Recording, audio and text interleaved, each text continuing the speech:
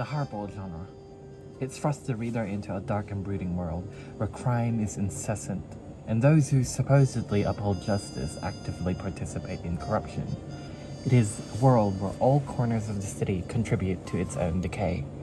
Born in the cynicism of Prohibition and the Great Depression in the United States, the genre encompasses and exposes Americana in progressive decay, not towards disappearance, but to a new, wretched form. In The Big Sleep, readers get to see such decay in the microcosm of LA, where crime is widespread. Yet the Hardboiled has come to address the moral insufficiencies found in other corners and times of the world. The Monkey's Mask is set in contemporary Australia, where sex reveals the primal violent nature of humans. The Hardboiled, ultimately, as Messant puts it, represents crime as part and parcel of everyday life. Therefore, the Hardboiled accepts that crime is intrinsic to the world. It does not attempt to remedy what is natural. In The Big Sleep, the world is focalized through the protagonist, Philip Marlowe, and what he sees is essentially a reflection of himself, tough, cynical, and drunk. Los Angeles, as he knew it, is rampant with sickly indulgences that corrupt the city. There are shops that sell porn in the main drag. These red light districts come to symbolize the nature of the urban settings of the hardboiled genre. Beekman notes that Metropolis houses every strata, showing humanity stripped of all its various disguises. It is urban that permits such depravity in display because there is enough demand for it. With added historical context of porn being once illegal and associated with organized crime, the porn shop would also symbolize an infiltration of the city, where crime has grown so much in influence that it is swaying the city's once pure values into decay. The Hardboiled sees the main hero, a man, to be integral in aiding the sick world he is in. Worthington points out that the Hardboiled needed a real man in a very masculine world to solve its crimes. Yet Marlowe himself could not escape one of their city's vices. He goes to bed full of whiskey and frustration, and asserts that drinking is an inherently masculine trait. In the dawn of post-prohibition, the hero of the story uses taboo coping mechanisms in order to solve another taboo of crime, justifying it as being masculine.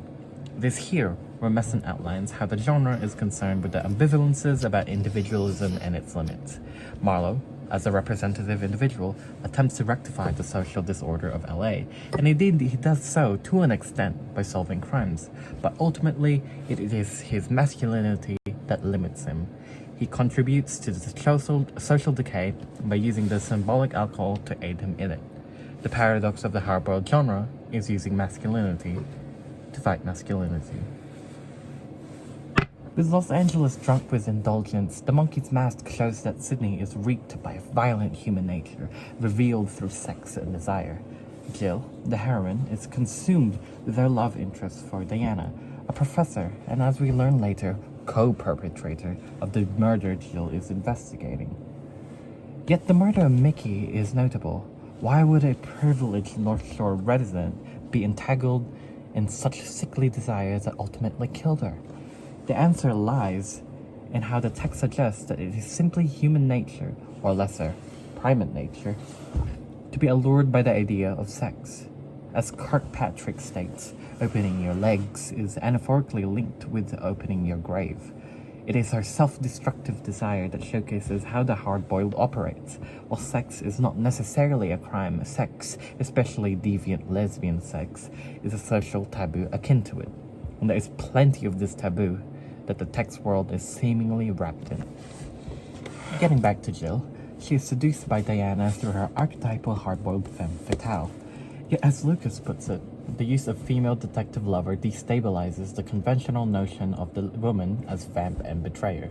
The Monkey's Mask indeed uses femme fatale, but not as a conventional fear of female sexuality, but rather as a way to explore the depravity of sex without attributing it to just women. Diana uses sex not only to delay Jill's investigation, but also expresses her own desire for her, subverting the genre archetype by describing her seduction as not purely manipulative. Furthermore, Jill's distraction through sex realizes the anti-heroism of the hardboiled protagonist. When Jill asserts that, "Today, I'm not working, I'm seeing Diana," This is directly in conflict with our work-oriented self. This contrast showcases how sex is ecstatic, extreme pleasure that appears to disassociate or scramble aspects of self.